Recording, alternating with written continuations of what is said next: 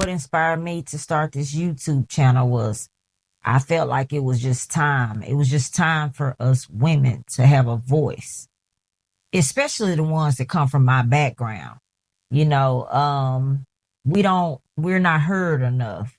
Um, we're always being silenced. And it's just time for us to release and express the way we feel without judgment. Like I didn't want to see all that Hollywood stuff. That's not what I wanted this channel to be about.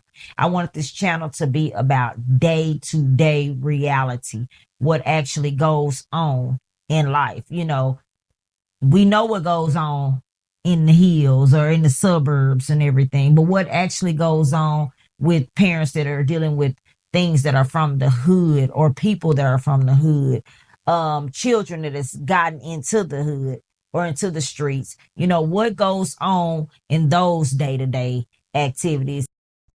My personal connection to these stories, I can actually relate. I was born in the hood.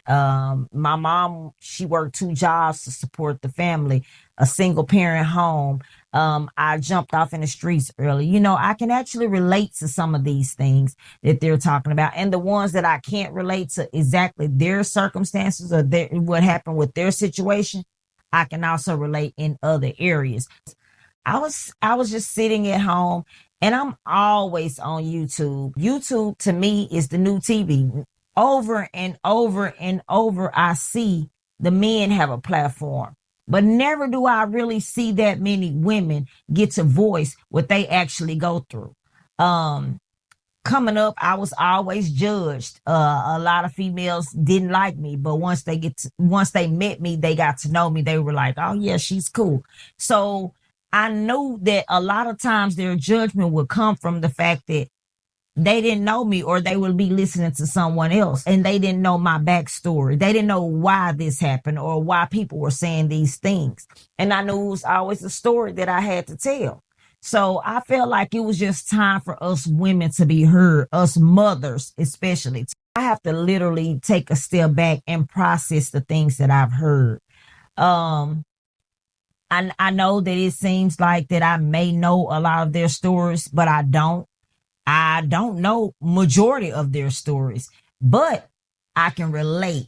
So therefore, you know, I have to sit back and I process what they're saying in the interviews. That's why I just did away with the cards because I want my own. I want to have my own questions when I speak to them. While they're talking to me, I'm processing what they're saying to me. And that's where I come from when I come off my head with those questions. I do a little research about each guest before I start interviewing them. But most of my questions come from the fact that I can relate to those circumstances. Sometimes after I get through interviewing them, I have to sit back and just think about what they told me and take it all in. And it's just so amazing that we have so many strong women. And now we see we're not alone. We're not alone in this fight. What I want people to understand about the women that I feature on my show, we're not here to judge because everyone has a story and everyone has been through something. You may have been through something that you feel is worse, but in her eyes, she may feel your situation is worse. There's a backstory to every situation that they've been through. And for them to come on this platform and let the world hear their story, then that means that it was time for them to be heard. It was time for their strength to show through all the BS. Each woman that has been featured on this channel has inner strength that is amazing. Just think, most of these women have lost their children. They've either been to prison. Some of them have been on drugs. Some of them have not. Some of them raised their kids alone. Some of them had been married, but they were in abusive relationship. You know, maybe you're just not strong enough to tell your truth. But each story has a backstory. And sometimes that's the root to the problem. Once we hear that backstory and get the full understanding of what's going on, then we have a way that we can help. There's a solution that we can come up with as a community, as a society. How can we begin to heal if we do not focus on the reason why? The problem is we so quick to judge, we so quick to tear down each other. I feel like society ignores misunderstood mothers. Mothers of murdered children, mothers of children that are that are incarcerated. My son is incarcerated right now. It's not the fact that they so much don't understand.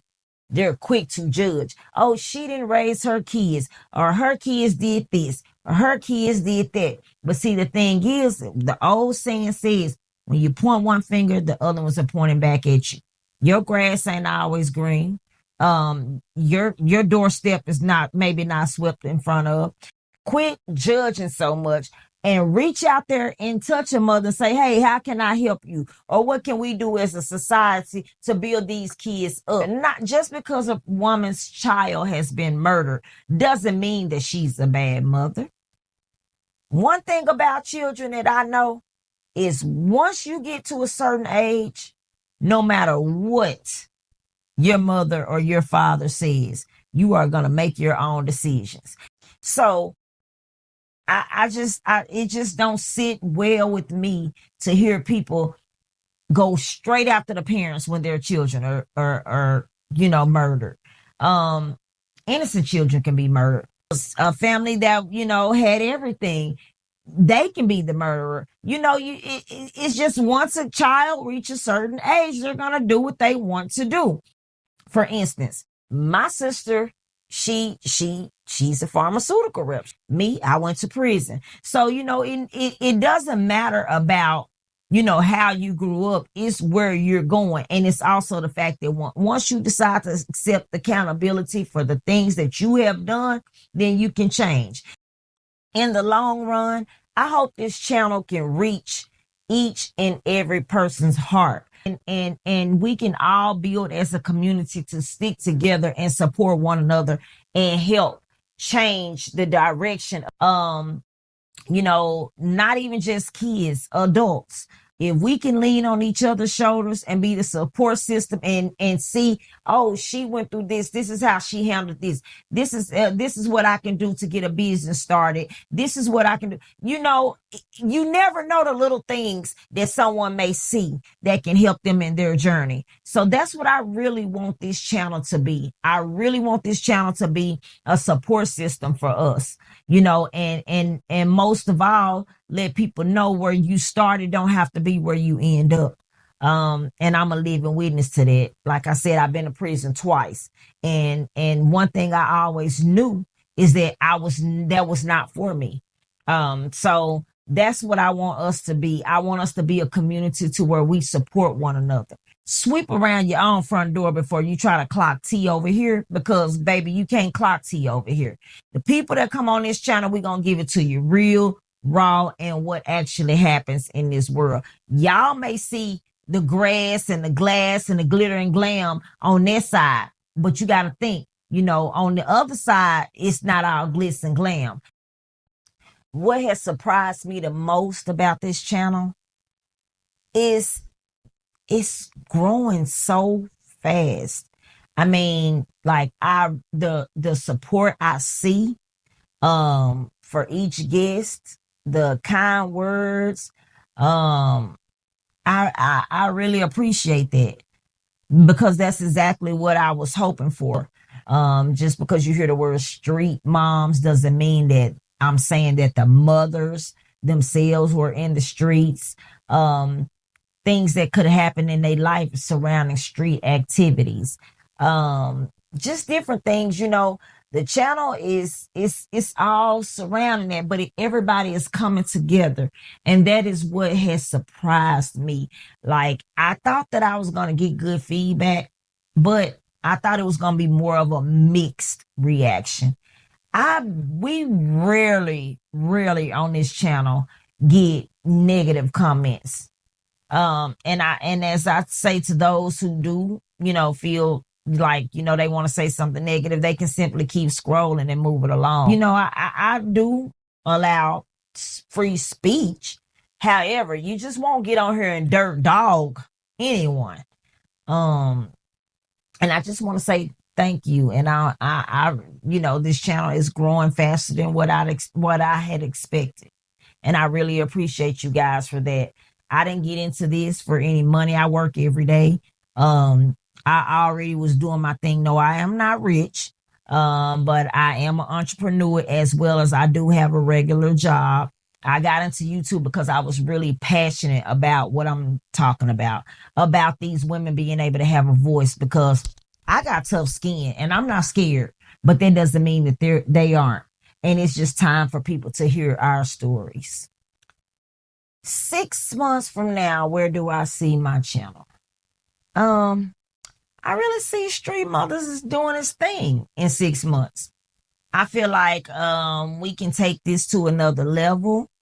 I feel like it's not just about street mothers in Arkansas. As you see, most of my interviews have been with Arkansas women. I really see this going far past Arkansas because there's stories everywhere, and I feel like each mother deserves to be heard. Um, it's a movement, and that's what we're gonna do. We're gonna keep moving. We're gonna keep telling our stories. We're gonna keep it gutter. We're gonna keep it all the way raw and real and rare. And I'm gonna say rare because you don't often see mothers being able to express themselves the way we are on this channel. So that's where I see us in 6 months. Shout out to Street Mothers, shout out to the guests, and shout out to the viewers. So we're gonna keep on moving. It's a movement. A little about me. I speak to a lot of guests about their trauma, but there's things that you guys don't really know about me, my trauma.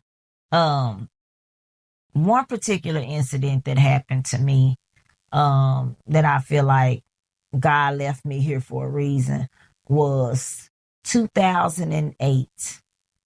I was with my first husband and we were together and we had started going through some things. I had been hearing back and forth that he was supposed to have messed with a girl, and me and him he wasn't really abusive, really, so much to say.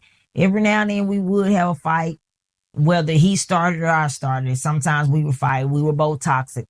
But he used to drink. And so I decided that I was gonna pack up and leave. So he didn't know, and I had found a rental house. It sat on 3 acres of land. It was out in the country. It was really nice house, really nice house. And I decided to leave. So I paid the landlord, got the house, and he allowed me to move in. Well, I waited till my ex-husband was leaving, and I decided to go ahead and leave that day. So I rented the U-Haul. He was gone with his friends or somewhere. So when he came home, the U-Haul was packed full and I was pulling off. Okay, so I ended up leaving.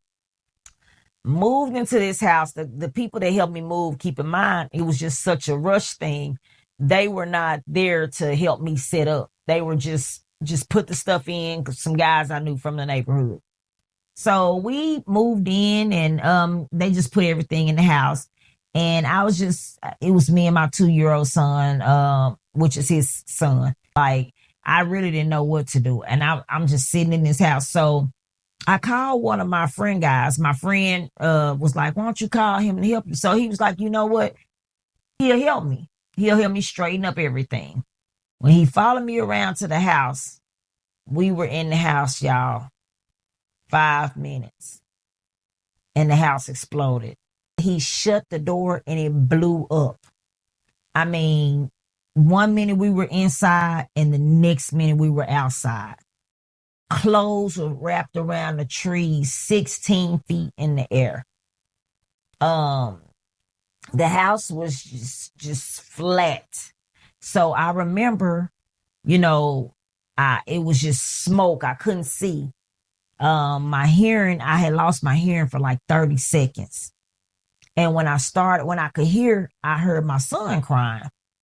So keep in mind, it was just so much smoke. So I'm digging around the rubble. And I finally found my son's leg.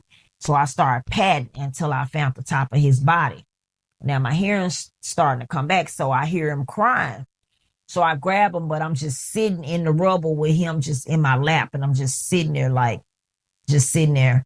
And the guy that blew up with us, he grabbed my hand. He was like, where y'all at? What just happened? Me being me, of course, I went off like we blew up because we were both in shock. Like, what the hell? Who blows up and still survive? So the landlord stayed like on the back side of us. So he helped me get up, and I had my son, and we walked over the rubble, and we walked out of the rubble basically. So anyway, come to find out, the blast blew out glass windows a mile down the road, and everyone was already running towards where we were. So we made it around to the landlord's house, and they called the ambulance. When I looked at the guy that was walking with me that helped us move, with which he's deceased now, his skin was burnt off his face. It was just peeled off his face. And I didn't want to tell him. I didn't want to tell him that he was severely burned, especially in the face. So we, after that, they called, when the ambulance got there, they airlifted him to Baptist Hospital. And he went straight to the trauma center. Me and my son, we got seen in the emergency room, treated. My son didn't have a scratch on him. When I tell y'all God was covering him, he had nothing wrong with him. I had a small burn on the back of my neck and one on my back. The fire department said when they came, they just knew that they were coming to recover bodies. So I spent some time in the hospital. I lost everything. The landlord, keep in mind, he didn't want to give me any money back or anything like that. We end up suing him. It took like 3 years to get the settlement, but we finally won. So that was one of my traumatic experiences that I've been through. I was feeling hopeless. I didn't have anything. I remember a lady, and she found me at the hospital, and she was just like, she had been looking all over for me. And so she ended up seeing me coming off the elevator. I was getting checked out, and she just gave me the biggest hug. She invited me to her church. And I went to her church, and she went to this church that was so big, and it was so nice. She found me, and so she helped me get back on my feet. She didn't know me from a can of paint, but she helped us, with clothes. She helped us with furniture. We would get some donations. The Red Cross gave us $500, but I mean, I appreciated the $5, but keep in mind, I have literally nothing. I left the hospital with the hospital pants on. And so I'm the type where I don't like to ask people for anything. And it just took me a moment to get back to my normal self. And I cried and I cried and I cried. I stayed with the friend girl for a few months. But I felt like rushed to hurry up and get not by her, but by myself. I felt like I needed to hurry up and get somewhere because, depending on people, it's just never been me. So I went through an emotional roller coaster with that. And when I finally got myself together is when my husband decided to allow me to come back home to our house because he still had the house. But when I got there, it was like he verbally abused me. Like he was cheating. He had something else going on with another girl that he had staying in an apartment of his friend's house. It was just a bunch of, I mean, I shouldn't have came back there because obviously it was dead between us. He really didn't welcome me back with open arms. But all he saw on the news is that I blew up with a guy. So, the first thing somebody gonna think is y'all was together, but we really wasn't. I literally hadn't even been around the guy but like 5 minutes before the house blew up. So it was a tough time for me. The next traumatic situation that I went through, which I do have a video where I describe being shot in the head. You can also look on my Facebook page, which is Tiffany Jackson, and there's a video of the injuries, which YouTube won't allow of course, that to be on there. So it's on my Facebook page. Um, so I'm not gonna go into that. If you guys want to know exactly what that video was about, just go back to my video about me, describing what happened. So I finished beauty school. I'm a licensed nail tech as well. So while I was in school though, and I freshly injured, um, I decided to open me up a salon. That pretty much changed everything for me. I already, like I said, was going through my transition, so I was already changing my mind frame. But it really actually opened my eyes to see the way I raised my older children and older child. My younger child wasn't raised like that. I mean, isn't raised like that. She's not gonna be raised like that. I'm gonna go hard to continue to provide her the attention and the care that she needs, and be a different mother than I was with them. Um, because no, I wasn't the best mom at all. I wasn't a good mom at all. I ran the streets every day. I was in and out of jail.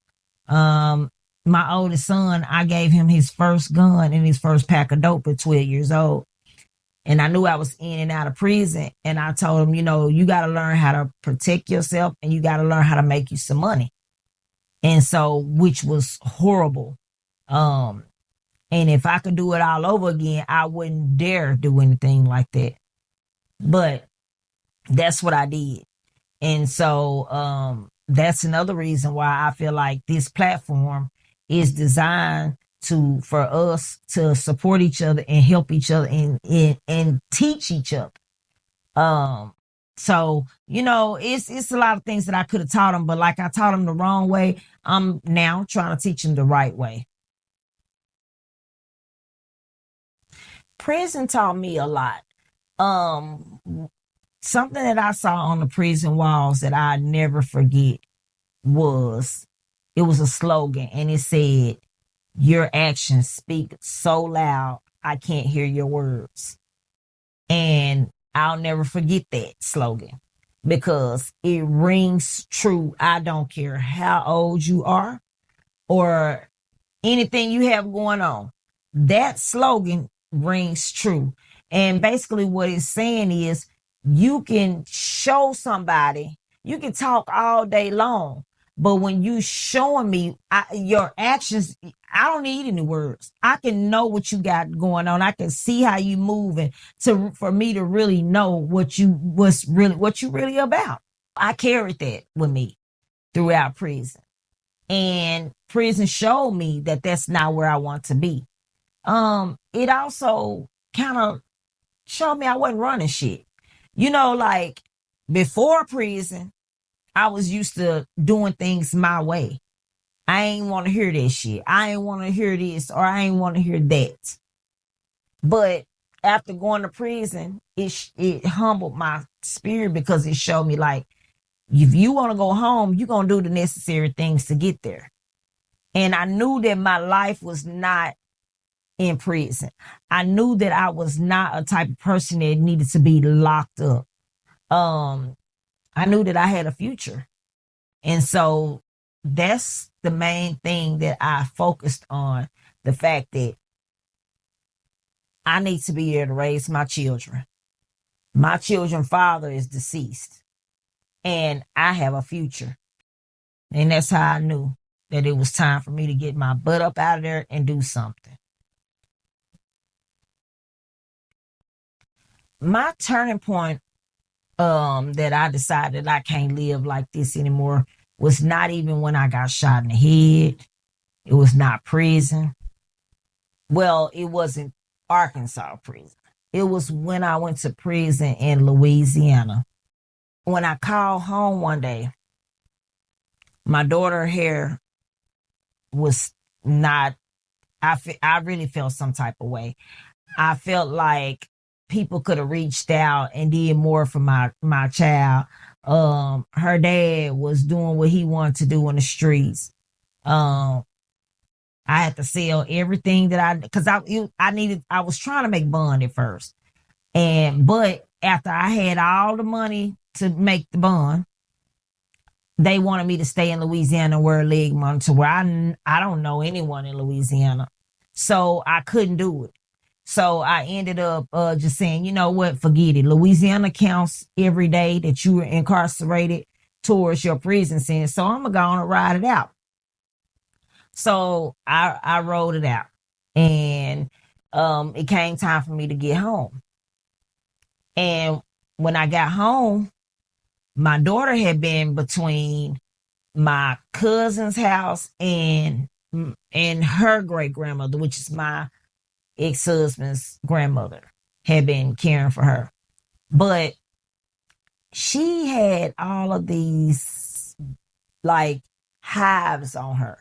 Not anything to deal with, her house or anything, but my daughter has really bad allergies and everything. So keep in mind, she was a baby at the time. So no one really knew that she had all of this before I left rather. So when I got home and I just saw her and I'm like, what, like what's going on?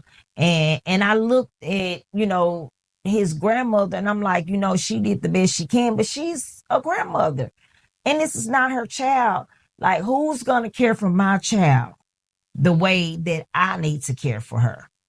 And I knew I had been in and out of jail all my kids' life, like all of my older kids' life.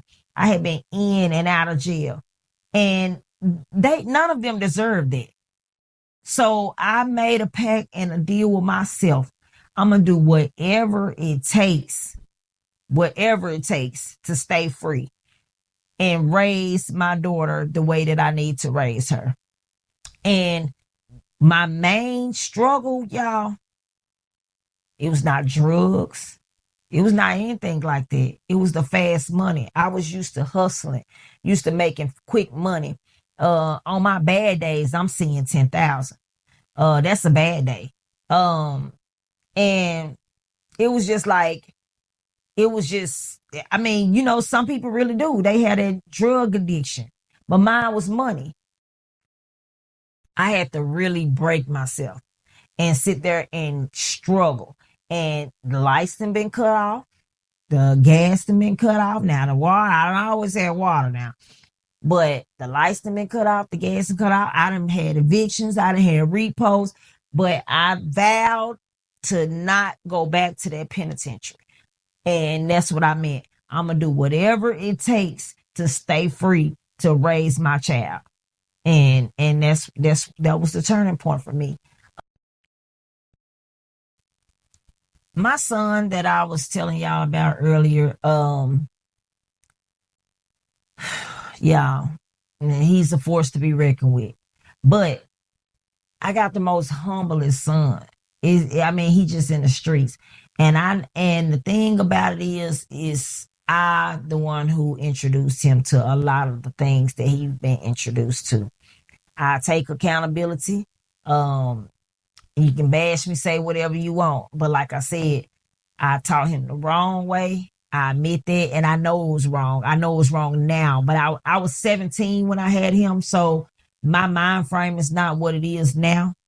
Now I know better, and so with everything in me, I talk, I fuss, I preach, and I would not stop. I would not give up until I showed my son and really put it on his mind that it's a better way out here. It's 1,000 ways to make money legally. And I'm bound and determined to show him that.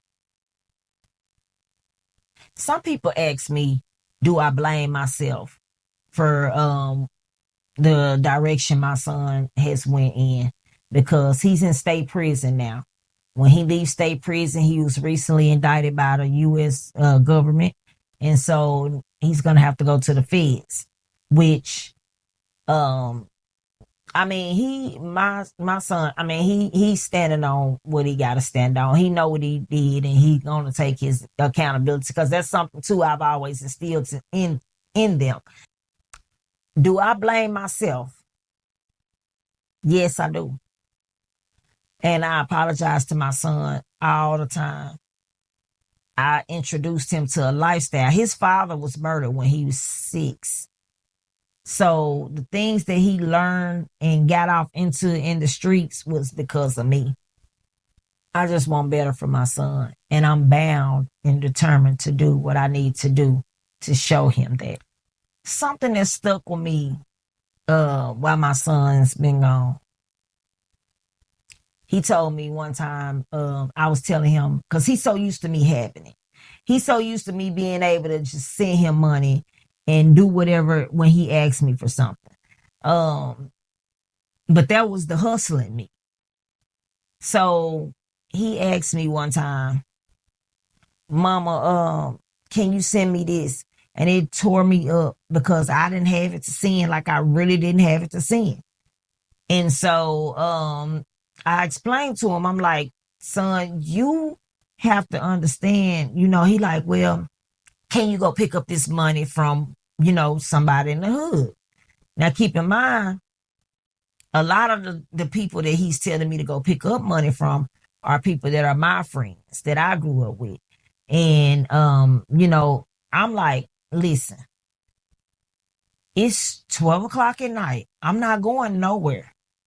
And I told him, I said, why would you want your mother to go to the hood at 12 o'clock at night where you know that they shooting back and forth, back and forth, back and forth? And so he was like, well, Mama, them your homeboys. So at that moment, I realized my son, he didn't know who he was talking to. So I told him, yeah, those are my homeboys, and I don't care who they are, but I'm not going to the hood. I said, what you need to realize is I'm not the same mama that you had back then. At that moment, I knew my son didn't realize that he was talking to someone different. Everything that I've been through, which is a lot more than what I've disclosed to you guys, is built who I am today. I'm not a weak person at all. I thrive on strength. I'm a little too upfront when I'm speaking to other people sometimes, but I think that's the Taurus in me. However, I've been through so much. I learned to be strong. The penitentiary taught me to where I can be by myself. I don't have to be around anyone. I can entertain myself. I can, when I'm alone, I can think better and clearer. With everything that I've been through, I feel like I'm still standing because I learned strength. I learned how to be alone. I learned how to love myself. And that's something that I'm big on. You don't have to have a man in your life. You don't have to have friends around you every day. It's about you building you and you loving yourself and you being able to figure out how to fix something when something goes wrong. And that's just what I feel like I conquered and I learned along the way. When other women look at me, I hope they see that you don't have to stay where you've been. And you can overcome the things that you've been through. You don't have to stay where you've been. It's you that can change your circumstances. It's you that can get motivated and get up off your butt. It's you that don't have to depend on the system and stay there and depend on the system. Okay, I'm not against if you have to get any help, but don't let that be your crutch. Get up off your butt. Get the help that you need for right then and get up and keep it moving.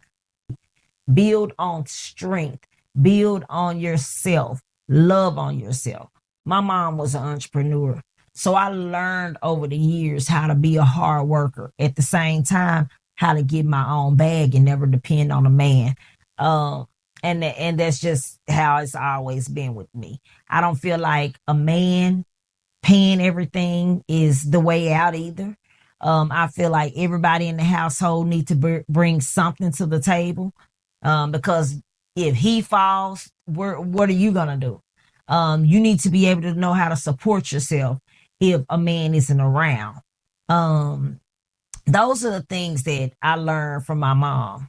And with that, when I got older and after I went to prison, I couldn't find a job.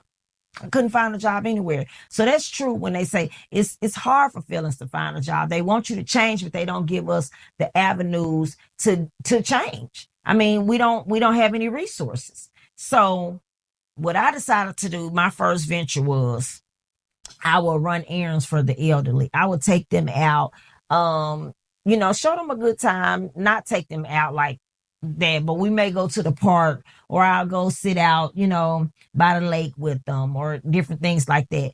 So that was my first venture, fresh out of prison. So I did that. I made my own flyers and I walked the neighborhoods and I walked the businesses and I put flyers on cars and I got my first client. From there, it expanded. So I did that for a while. I've also, like I said, I own 3 salons in Little Rock. I did that. I opened my first one while I was in school, and within that same year, they had grown so much. I opened 2 more. Let's see. I've also ran back and forth to prisons, taking people to prisons, and I teach nail classes now. I started a box truck company when I moved to Texas when I moved to Dallas. I spoke with a few people and I started a box truck company. And from there, I ran there for a few years. And I was on the road. I really like being on the road. But with my daughter being a teen, I couldn't continue it because my mom was helping me with her and she was older. Her dad is in the feds. And with raising a teen, I felt that it's really important for you to be there. And so I couldn't do that anymore. So those are some of the ventures that I have done. I currently do storages. I buy and sell storage units. Basically storage wars, kind of what it is. And I go all across the United States and I do that. So those are some of the ventures that I do now, as well as starting Street Mothers podcast, something that I've been wanting to do. I'm in the process of writing a book. Actually, I've already written a book. I just hadn't did anything as far as getting it published or anything like that, which I need to go ahead and quit procrastinating and get that going. But yeah, and I work every day. I work 10 hours a day. So I do the podcast in my spare time, which hopefully one day I can actually, pick it up and do more, because I know that I can bring you guys the content. I have the people, I have the stories, and they're ready to tell them. But I don't have a lot of time. So my time is really tied up with working every day. I'm not rich. I got to bust my ass like everybody else. It's like I said, I refuse to depend on a system or a man. Let's get that straight. Or a man to pay my bills. So it's up to me to hold the fort down. And that's what I continue and plan on doing.